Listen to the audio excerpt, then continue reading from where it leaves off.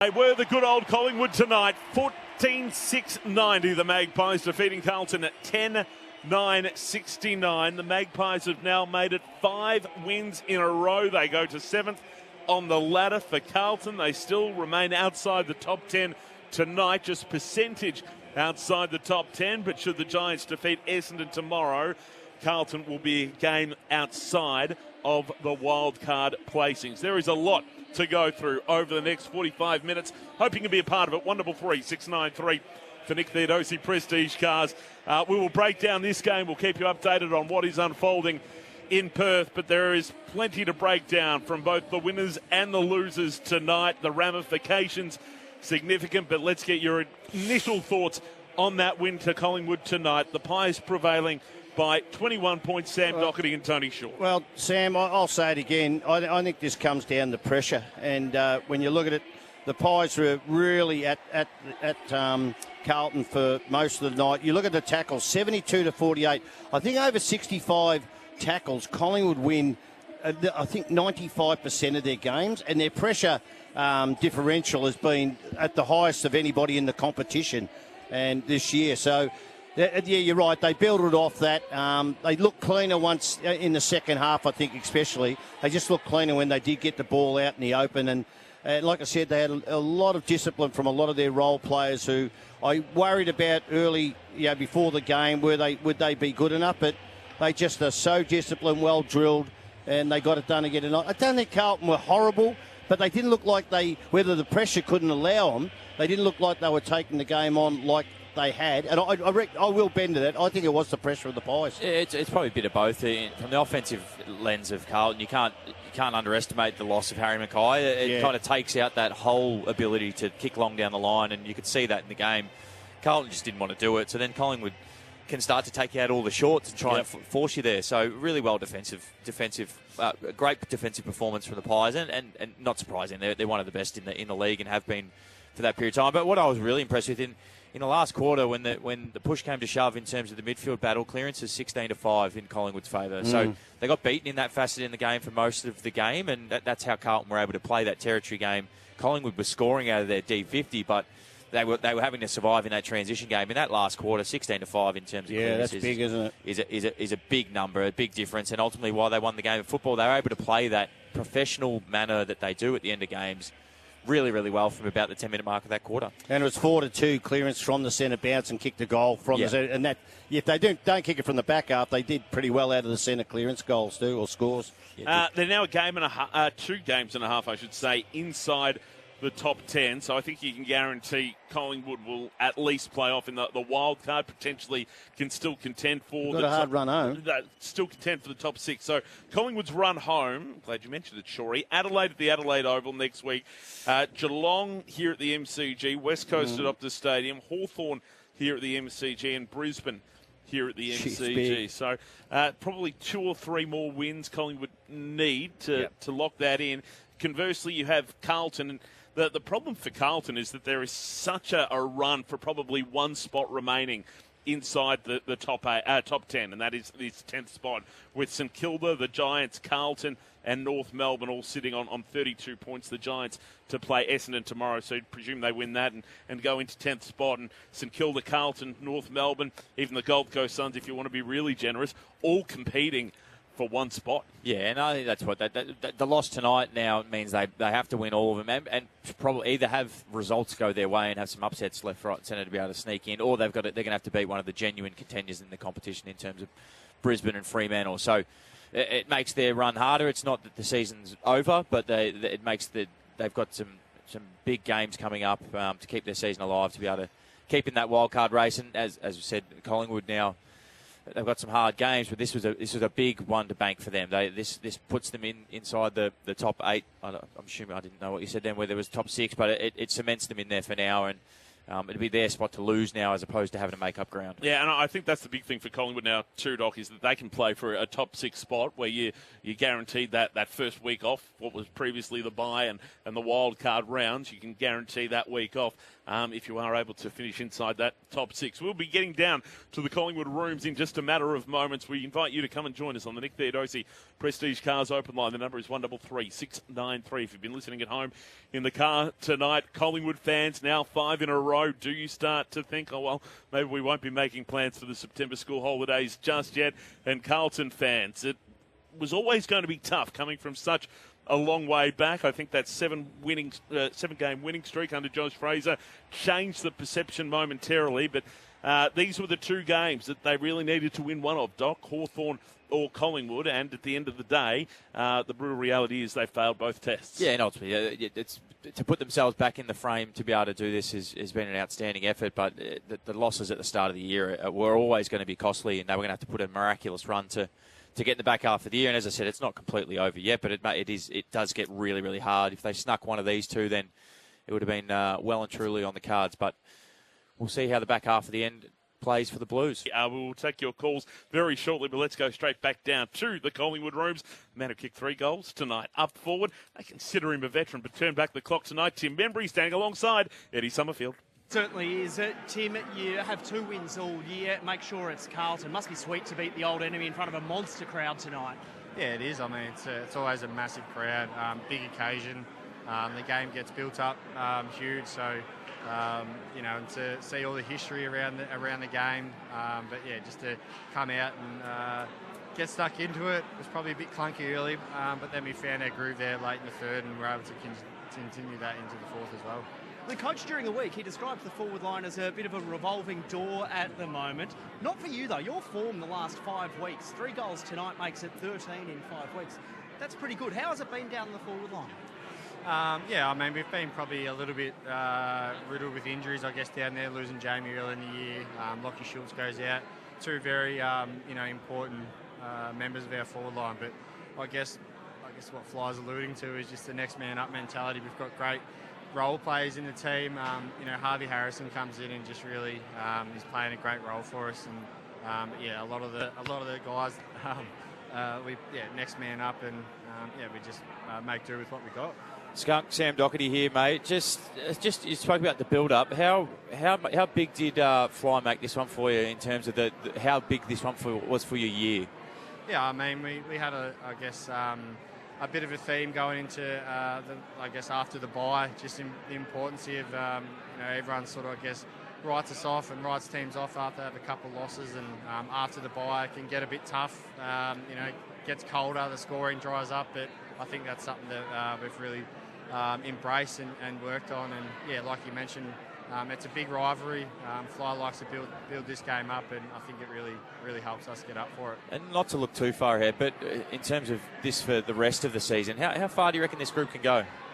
Oh, I mean, we'd like to think we can go all the way. That's what we play for, and we were thereabouts this time last year, and we were building nicely. So we've missing a couple of important players, but like I mentioned, there's guys that are coming in, playing an important role for us, and yeah, who knows what can happen. We've got some good momentum going. Tim, Tony Shaw here, mate. Well done, and well done on your own form this year too. You're having a great season, and I just want to talk about you individually.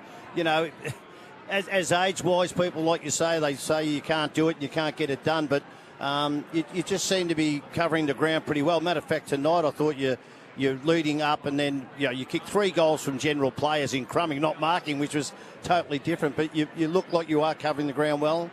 Yeah, I mean, the body's feeling good. I think the staff here just do an amazing job at managing plays. It's always spoken about that we give guys rest, but it's all for the betterment of the team, and guys come in fresh, and I think they do a great job looking after us. I guess more experienced players. I won't say old because we don't like using that word, but more experienced players. But yeah, I mean, I'm feeling good. I'm enjoying my footy at the moment. And I'm just excited to see where this group can go. Like you said, you got Elliott out and Schultz out, who we know is a good defensive player also. But Bo McCreary, that was probably one of his better games I've seen. I'd always like him to hit the scoreboard a lot more, but probably when you see what he does by turnover stuff with his tackling and chasing, it just gives you an opportunity. You get some out of nothing, don't you, when he's around? Yeah, exactly. I mean, I guess, outside our four walls, people probably, think he might be having a quiet day, but it's just his relentless pressure, his chase. The opposition certainly know when he's around, and it's good to see him, I guess, hit the scoreboard tonight. He doesn't care about that, but I know that we all want to see him hit the scoreboard, and he knows his job, and he does it better than anyone in the team. That's why he's so important to us. Tim, thanks so much for making yourself available post-game. Terrific win for the boys tonight. It is a tough run home. We look forward to next week against the Crows at the Adelaide Oval. Appreciate it, guys. Thanks. Good on you, Tim. Tim Membrey joining us from the victorious Collingwood Rooms again. Does he go... He's another one. How old's Tim now? Sorry, you've probably got it there. So, 31. 32. 32. Yeah. He's been around for a long time, and because he's not quick, you're probably thinking, oh, gee, his body looks... But he says he's looking great, and he competes. That's the main thing, too, every week. It doesn't matter. I'd like him to kick goals every week, but it doesn't happen that way, but he does compete. They're hard to find those sort of forwards, aren't they? Yeah, Well, I'm not one that buys into this ageism of No, trying to tip I know. people out all the time. I think if they're playing good enough footy, they should go around again. And they're one of the you set it up earlier, Shorey, but they're a fascination for this off-season of where their direction goes. And the rumoured bring in Lachie Neale with the group that's here. Does a lot of those players go again? Do they top up and get another couple of players? They're not that far away from being a really genuine threat. What impressed me tonight, I'm sure you alluded to it during the call, is that those young kids seem to really step up. We saw a lot of Angus Anderson tonight. We saw a lot of Harvey Harrison. We saw a lot of Sam Swadling. Liam Puntering just in his third game. Took a couple West was good tonight, yeah. Again, so those young kids, you get... another half a season into them. You top up with a Lachie Neale. I mean, Craig McRae still has that luxury of just pushing that window, that premiership window, again, maybe another year. Absolutely. Just with you, Sal, just on those blokes, I see the Collingwood, outside of Collingwood, and I have had this doubt about the young players coming through. I don't think there's any superstars. But what I saw tonight was a disciplined act by these players who... the system overrules the individual on all occasions. And do you see that as sometimes you mightn't see the individual brilliance of players, which they might have, but the system... Exactly. Ultimately, there's only so many roles in AFL footy. People don't see that outside the walls. That are fruitful. There's a reason why Nick Dacos and Josh Dacos play really well, because they're the centrepiece of what Collingwood do. And a lot of players sit around the outside. And you just heard of Tim talk about Bo McCreary. We're all sitting here thinking... he's not playing as well this year because he probably hasn't had the numbers or kicked as many goals.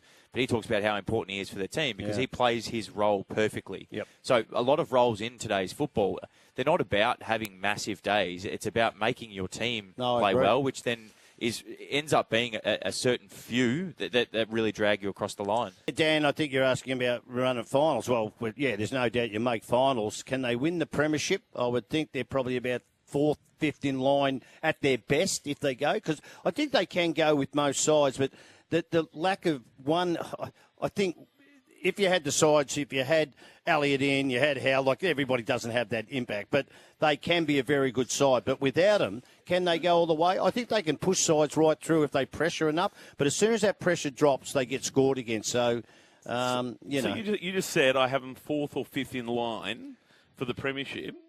As in at their best, I think they can go as 4th or 5th in line. But I've said this year, because of the improvement of sides, you could have a side above you can still beat them on your best day. Get him, Shane. I'm all right, can't tell me. 4th or 5th. Well, obviously. What did I say? In terms of their best team. As their best. But you still had you still said 4th or 5th. So Fremantle. Yeah. You wouldn't have them ahead of Fremantle. No. Sydney. They could beat Sydney. They could beat Sydney at their best. No, but hold on. But I'm just saying, all right, Sydney above them. Go on. Okay. I'm just curious. Brisbane, no. I've got Brisbane ahead of them. Okay, so that's they could beat. No doubt. Okay. They can beat Hawthorn at their best on their day. Adelaide. I would think so. They'll find it harder. But what are you talking about? I just wouldn't have them on the 4th or 5th line in terms of premiership. But we're I didn't. Did I say win the premiership? So you're just putting things up when you just keep throwing it up, mate. I'm not putting words. I said on their best. There's no doubt they're not in the top 4 of sides that I've just said ahead of them. But I wouldn't have them 4th or 5th in line. So you don't believe they can beat a Hawthorn on their day? They probably can, but I would say I would have. You don't Hawthorn believe they ahead. can beat Adelaide on their day? I would have Adelaide I think ahead. Adelaide would I would have Adelaide ahead of Collingwood Adelaide at the moment. over in Adelaide, I think they'd be a lot harder. Over in here at the MCG, I tell you what, there's not a lot between them. 133 693. Who else you got there? Throw them up. I'm just throwing out the conversation. Throw us through. How many you got in the 8? I'm just here to Can't throw beat anyone on their day. He wants to keep going. No, they can't. I mean, Melbourne. Of course they can beat Melbourne. Yeah, but I'm just saying at the. We're saying there's 4 or 5 ahead of them, or they're on 5th or so. All right, you want to say 6th, all right? There's Brisbane, there's Fremantle, there's maybe the Swans. Adelaide, no, I don't think Adelaide are the world beaters that everybody throws up, and Collingwood could beat them if they, head to head. I've got no worries about that happening. Who else do you want to throw up? They're just the teams that I wanted to throw up. I just didn't have them 4th or 5th. Well, am I agreeing with you that they're probably not up to those level of those teams? We might have agreed in the end. Well, let's get down to the Carlton rooms. Eddie Summerfield. I'm with Sam Walsh. You've just come from the meeting, Vice Captain. Tell me, what was the message from Josh Fraser? Yeah, Fraser was, I think he handed it over to us first of all, and what we felt went wrong in the game, and then had a bit of a discussion. But probably a few factors. I think that they brought the pressure in. At times we didn't handle that as well as we would have liked, and then probably shooting ourselves in the foot a little bit with probably not sealing the ground and seeing that they're pretty clinical by going end to end, and they're the things that we've got to keep on getting to work on. I still think we gave ourselves good looks at times, but not for long enough tonight. Forward stoppage game was one positive tonight from you guys. Can you tell me a little bit more about how you're planning to take on Collingwood's midfield tonight? Yeah, as I said, we knew they were going to bring the pressure. The biggest thing for us is trying to get our balance right around stoppage, and then from there give our forwards a good look. So thought some times out of centre bounce that we put them under the pump, but that last quarter I think they had the better of us in there. And I think the biggest thing for us is we know what we want to be as a stoppage team, but you also got to link that to your spread and how you defend the ground. Walshy, it's Doc here. Just any update on Harry Mackay, his knee? It seemed like a big part of the game. Just stopped your ball movement to use that part of the sort of long down the line. Yeah, Doc. No, I'm actually not sure what's up with H at the moment. I haven't had a chance to grab him. Went straight into a meeting, but hopefully the big fella's all right. Yeah, it's probably when you don't have that tall timber, that's when you've really got to move it off the line. But even when H was out there, I didn't think we did that quite well enough.